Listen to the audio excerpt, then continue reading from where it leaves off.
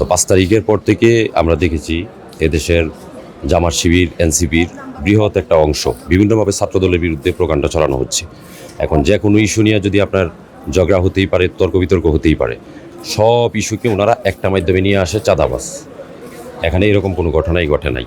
আমরা আসছি, এখানে প্রশাসনের লোকজন ছিল, আপনার এখানে সম্ভবত শেরে বাংলা থানার যে পুলিশের এসআই সহ ওনাদের সম্পূর্ণ ফোর্স এখানে ছিল। ওনাদের সামনেই পুরোপুরি ঘটনাটা হয়েছে। ওনারা এখানে আজকে সকালে তদন্ত করছে চাঁদাবাজির ইস্যু নিয়ে আপনি কোনো কিছুই পাওয়া যায়নি। এখানে হচ্ছে শুধু মানে একটা টুলে বর্ষাকে কেন্দ্র করে নিয়ে ঝামেলাটা হয়েছে। তবে এখানে শিবিরের অনেকেই ছিল, এনসিপির অনেকেই ছিল। ওনাদের সরাসরি বলছে যে এই 12 আসনে হচ্ছে আমাদের যেহেতু জামাত শিবির এই জায়গায় পাশ করছে, আমরা এখানে ছাত্রদলকে দিব না বসার জন্য।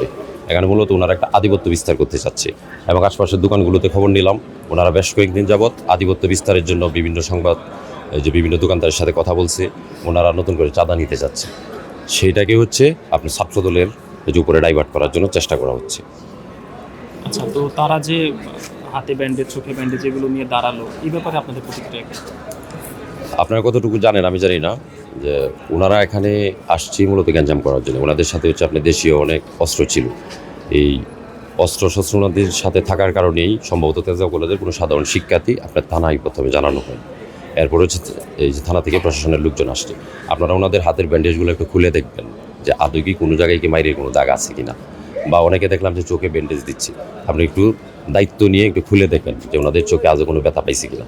আমাদের অনেক ছোটো ভাইয়ের গায়ে তার হাত দিছে, কেউ কোনো পাল্টা আক্রমণও করে নাই।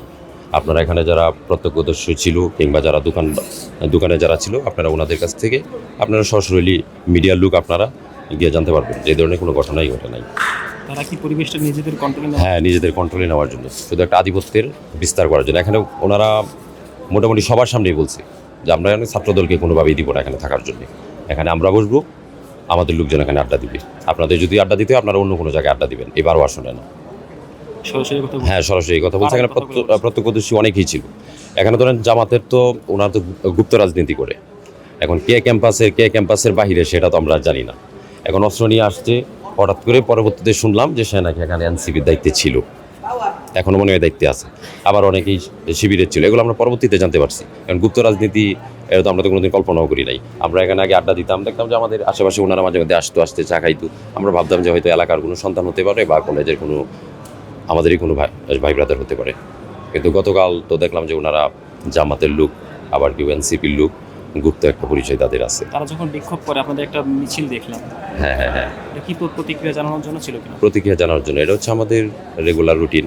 আমরা এই ক্যাম্পাসকে সন্ত্রাসমুক্ত রাখার জন্য, আশপাশে কেউ যেন কোনো চাঁদা নিতে না পারে, নতুন কোনো চাঁদাবাজের জন্ম যেন না হয়, নিরাপদ ক্যাম্পাসের জন্য এবং সাধারণ শিক্ষার্থীদের সাথে নিয়েই আমরা যে কোনো অন্যায়ের বিরুদ্ধে প্রতিবাদ সবসময় করে আসছি, ইনশাআল্লাহ ভবিষ্যতে করে যাব। আমি মিনহাজুল আবেদিন, তেজগাঁও কলেজ ছাত্রদল আহ্বায়ক কমিটির সদস্য।